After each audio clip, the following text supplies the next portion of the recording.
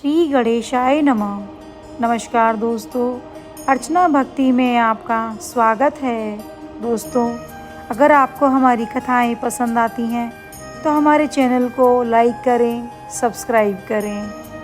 दोस्तों, हम आज 12 ज्योतिर्लिंगों में से 8वें ज्योतिर्लिंग त्र्यंबकेश्वर के बारे में कथा कहेंगे। त्र्यंबकेश्वर मंदिर का आध्यात्मिक महत्व बहुत है और यह भगवान शिव के 12 ज्योतिर्लिंगों में से एक है, जो भक्त को आध्यात्मिक शांति और आशीर्वाद प्रदान करता है। त्र्यंबकेश्वर की कथा के अनुसार भगवान शिव ने इस स्थान पर त्र्यंबक नामक ऋषि के प्रार्थना पर निवास किया था। यह स्थान भक्तों को आध्यात्मिक शांति और आनंद प्रदान कराता है।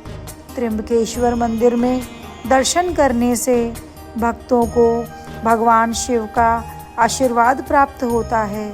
ऐसा माना जाता है कि इस ज्योतिर्लिंग के दर्शन से भक्तों को पापों से मुक्ति मिलती है। त्र्यंबकेश्वर में प्रार्थना करने से भक्तों की सभी मनोकामनाएं पूर्ण होती हैं। यह ज्योतिर्लिंग लोक कल्याण के लिए समर्पित है और भक्तों को सुख और समृद्धि प्रदान करता है। इस ज्योतिर्लिंग का नाम त्र्यंबकेश्वर इसलिए पड़ा क्योंकि यहाँ भगवान शिव ने त्र्यंबक नामक ऋषि के प्रार्थना पर निवास किया था। त्र्यंबकेश्वर ज्योतिर्लिंग एक विशाल शिवलिंग है जो भगवान शिव की शक्ति और ऊर्जा का प्रतीक है। त्र्यंबकेश्वर ज्योतिर्लिंग महाराष्ट्र प्रांत में नासिक से 30 किलोमीटर दूर पश्चिम में स्थित है। इस ज्योतिर्लिंग की स्थापना के विषय में शिव पुराण में यह कथा वर्णित है। एक बार महर्षि गौतम के तपोवन में रहने वाले ब्राह्मणों की पत्नियां किसी बात पर उनकी पत्नी अहिल्या से नाराज हो गईं। उन्होंने अपने पतियों को ऋषि गौतम का अपकार करने के लिए प्रेरित किया। उन ब्राह्मणों ने इसमें निमित्त भगवान श्री गणेश जी की आराधना की। उनकी आराधना से प्रसन्न हो गए गणेश जी ने प्रकट होकर उनसे वर मांगने को कहा। उन ब्राह्मणों ने कहा कि प्रभु, यदि आप हम पर प्रसन्न हैं तो किसी प्रकार ऋषि गौतम को इस आश्रम से बाहर निकाल दें। उनकी यह बात सुनकर गणेश जी ने उन्हें ऐसा वर मांगने के लिए समझाया, किंतु वे अपने आग्रह पर अटल रहे। अंततः गणेश जी को विवश होकर उनकी बात माननी पड़ी। अपने भक्तों का मन रखने के लिए वे एक दुर्बल गाय का रूप धारण करके ऋषि गौतम के खेत में जाकर रहने लगे।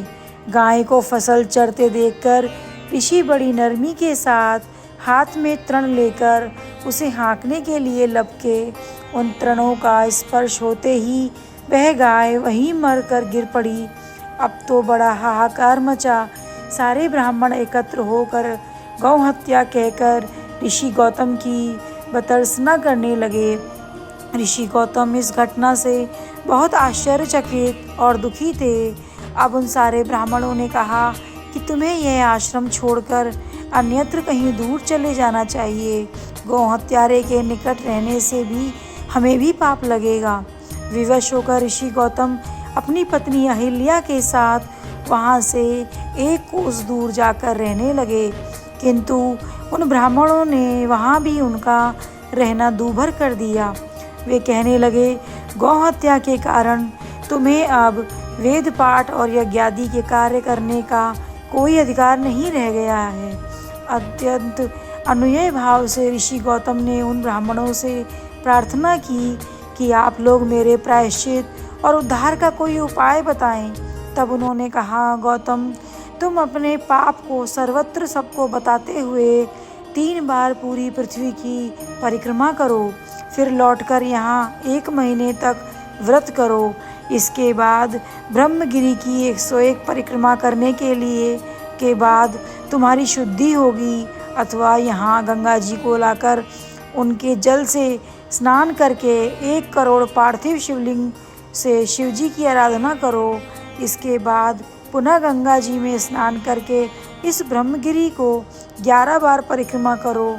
फिर 100 घड़ों के पवित्र जल से पार्थिव शिवलिंग को स्नान कराने से तुम्हारा उद्धार होगा। ब्राह्मणों की कथा अनुसार महर्षि गौतम वे सारे कार्य पूरे करके अपनी पत्नी के साथ पूर्णतः तल्लीन होकर भगवान शिव की आराधना करने लगे। इससे प्रसन्न हो भगवान शिव ने प्रकट होकर उनसे वर मांगने को कहा। महर्षि गौतम ने उन्हें कहा, भगवान मैं यही चाहता हूँ कि आप मुझे गौ हत्या के पाप से मुक्त कर दें। भगवान शिव ने कहा, गौतम तुम सर्वथा निष्पाप हो। गौ हत्या का अपराध तुम पर छल पूर्वक लगाया गया था। छल पूर्वक ऐसा करवाने वाले तुम्हारे आश्रम के ब्राह्मणों को मैं दंड देना चाहता हूँ। इस पर महर्षि गौतम ने कहा कि प्रभु उन्हीं के निमित्त से तो मुझे आपका दर्शन प्राप्त हुआ है। अब आप उन्हें मेरा परम हित समझकर उन पर आप क्रोध न करें।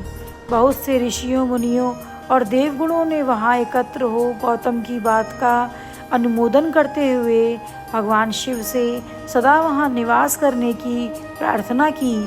वे उनकी बात मानकर वहाँ त्र्यंब ज्योतिर्लिंग के नाम से स्थित हो गए। गौतम जी द्वारा लाई गई गंगा जी भी वहाँ पास में गोदावरी नाम से प्रवाहित होने लगी। यह ज्योतिर्लिंग समस्त पुण्यों को प्रदान करने वाला है।